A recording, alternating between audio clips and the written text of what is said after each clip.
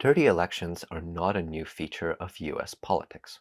People still can't agree who won the election of 2000, and for good reason. That year, it all came down to Al Gore versus George Bush. Gore had pretty good chances at becoming the president, being the sitting vice president of a reasonably popular and successful Clinton administration. His problem was that he sucked with people, whereas his opponent, George Bush, was exactly the opposite. After a very close election campaign between Gore and Bush, it all came down to Florida. On election night, it looked like Bush was ahead. But the very next morning, Bush's lead was found to be all of 1,784 votes, which was further reduced to 327 votes after an automatic recount. Then came the court battle. Gore tried to force manual recounts in as many counties as possible, while Bush tried to frustrate those efforts. The thing with the manual recount was that Florida law said that a ballot should still be accepted even if it was technically cast wrong, so long as the voter's intent could be clearly understood. This meant that additional votes could be found along ballots that had been rejected by a machine. Gore forced recounts in 4 counties, but they were not able to be completed in time.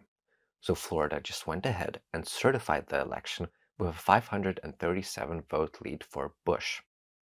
Gore responded by escalating the issue to Florida's Supreme Court, which said that a statewide manual recount of all ballots should be undertaken.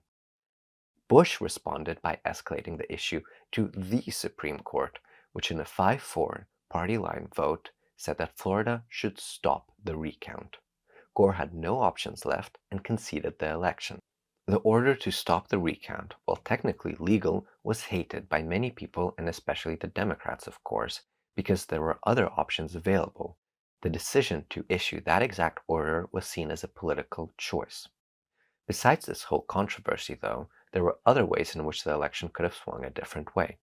There were 680-ish mail-in ballots from overseas, mostly cast by soldiers, that should not have been accepted because they were not submitted correctly. However, many of those votes were pro-Bush, so his campaign lobbied and pressured election officials to accept them, arguing that on patriotic grounds it would be wrong to reject the votes of soldiers.